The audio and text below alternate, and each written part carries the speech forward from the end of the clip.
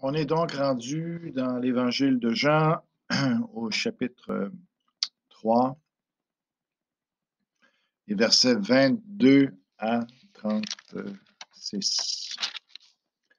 Alors, je lis et ça dit, après cela, Jésus, donc après la rencontre avec Nicodème, puis sa présence à Jérusalem aussi, c'est ça. Après cela, Jésus, accompagné de ses disciples, se rendit dans la terre de Judée.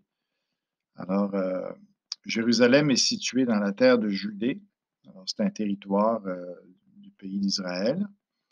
Et puis, donc, ça se situe autour de Jérusalem, là, pour être un peu plus familier pour vous, là. C'est ça. Alors, c'est ça, dans cette partie-là où il y a le Jourdain aussi, la mer Morte, le Jourdain qui relie la mer Morte au lac de Galilée. Donc, ici, Jésus se trouve à cet endroit-là pour une question de baptême. Alors, il dit ensuite, et là, il demeurait avec eux et il baptisait. C'est ça, puisqu'il y avait de l'eau, évidemment, le fleuve du Jourdain était là. Et Jean-Baptiste est toujours vivant à ce moment-là aussi. Il dit, Jean aussi baptisait à Hénon, c'était dans la région, près de Salim, parce qu'il y avait là beaucoup d'eau. Sous-entendu, parce qu'il baptisait par immersion, autrement dit, il plongeait les gens dans l'eau carrément pour indiquer qu'ils étaient lavés de leurs péchés, c'est ça. Alors, et on y venait pour être baptisé. Alors, les gens venaient de partout pour se faire baptiser par Jean et par Jésus aussi, là. Car Jean n'avait pas encore été mis en prison, ça va venir. Or, il s'éleva de la part des disciples de Jean une dispute avec un juif touchant à la purification. Donc, le baptême, pour eux, c'est sûr que ça parle de purification, mais là, il y avait quelque chose qui n'allait pas.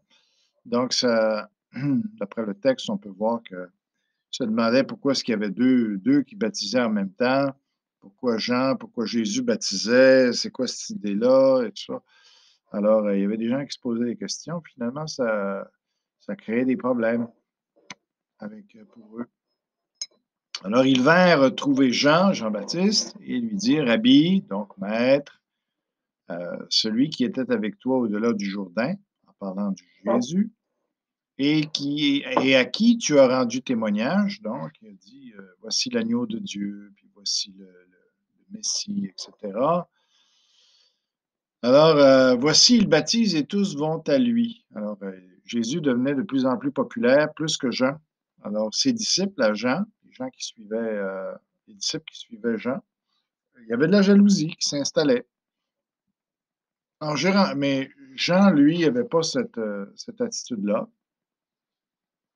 Jean répondit, un homme ne peut recevoir que ce qui lui a été donné du ciel. Autrement dit, il dit, moi, je ne peux pas faire plus que ce que j'ai là, que ce que je fais là. Moi, Dieu m'a demandé de baptiser, d'amener les gens à la repentance. Moi, je ne suis pas Jésus. Puis si les gens vont vers Jésus, c'est bien correct comme ça, c'est parfait.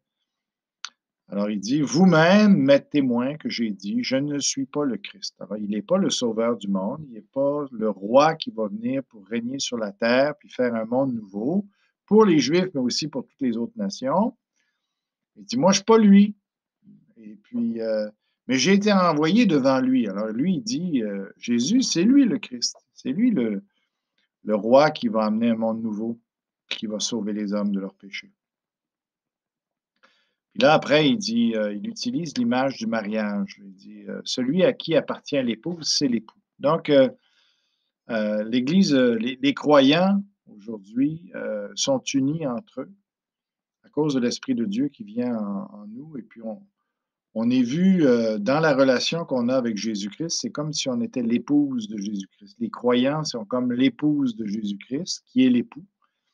Ce qui marque que la relation qui est entre nous, les croyants, et Jésus, c'est une relation d'amour. Tu sais.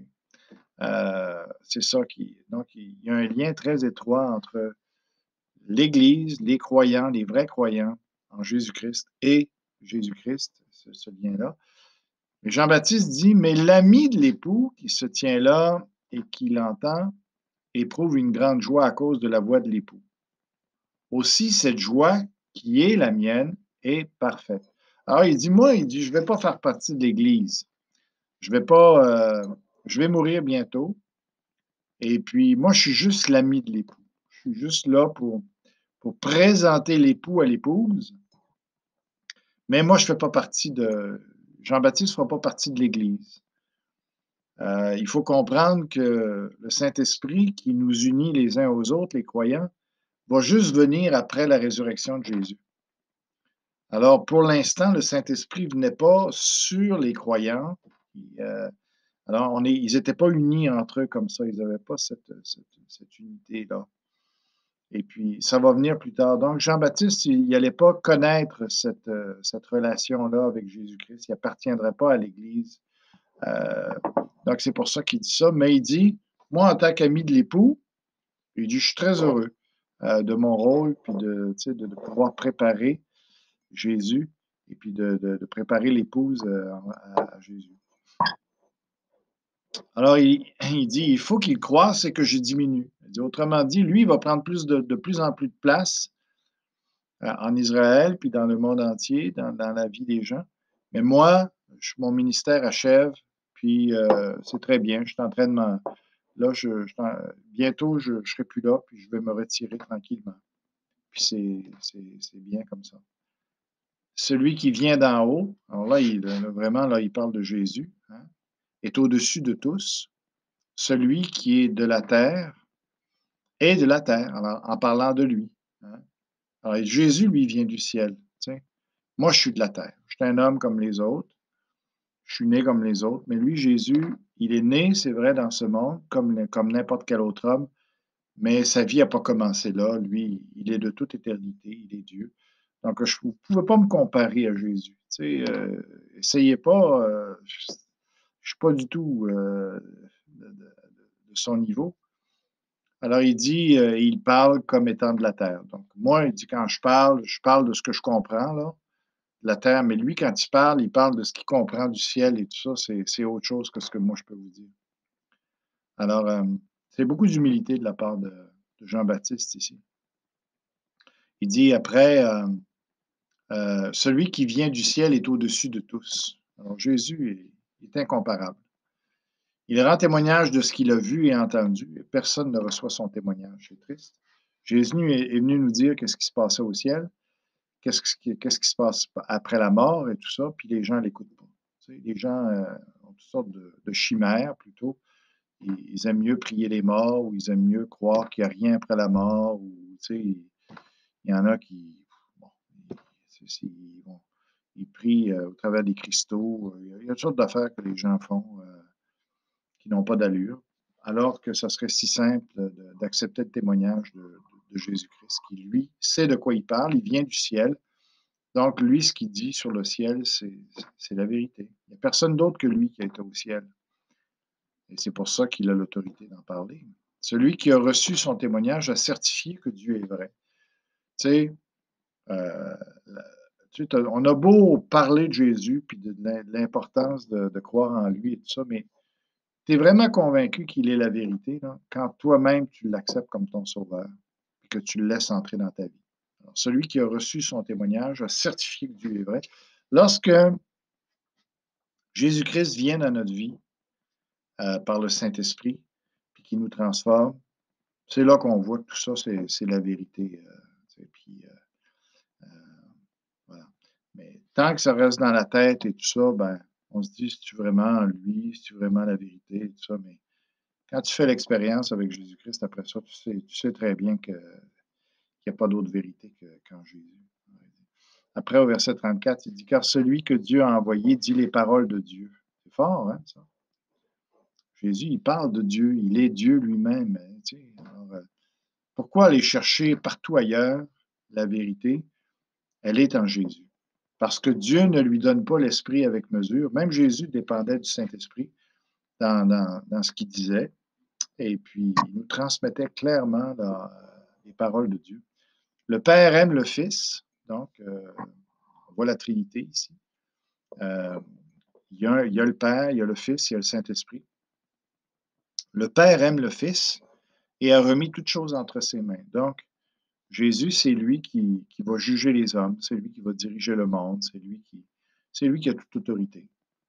Celui qui croit au Fils a la vie éternelle, hein, c'est pas compliqué, il l'a, pas peut-être, il l'a maintenant.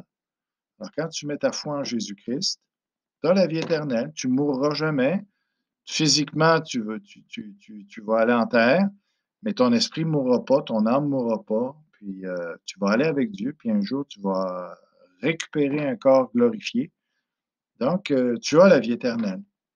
Par contre, il dit, celui qui ne croit pas au Fils ne verra point la vie. C'est clair? C'est pas une question de religion, c'est une question, est-ce que tu crois en Jésus-Christ ou tu ne crois pas en Jésus-Christ?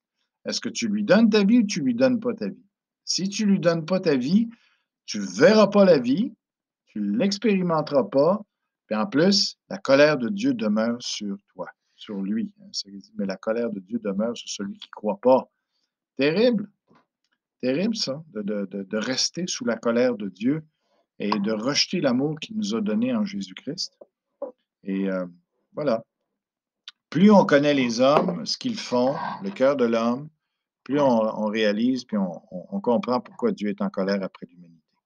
Parce que les gens font vraiment toutes sortes de mauvaises choses dans les ténèbres, alors que dans l'incognito, dans le secret. Le cœur de l'homme est vraiment pas bon. Quand on connaît ce qui se passe dans le monde, vraiment, là, on se dit, wow, on comprend que Dieu soit en colère. C'est pas une surprise, là. Et puis, mais, pas obligé de rester sous la colère de Dieu. Si tu donnes ta vie au Seigneur Jésus, si tu crois en lui, il n'y a plus de colère qui tienne. Mais on n'empêchera pas Dieu d'être juste. Puis s'il y a du mal, Dieu doit le juger. C'est clair. Mais c'est pas ça qu'il veut. Il veut sauver les hommes. La seule façon, c'est de venir à Jésus-Christ. Pas compliqué, mais il y a peu de gens qui vont quand même le faire. C'est ce qui est absolument triste.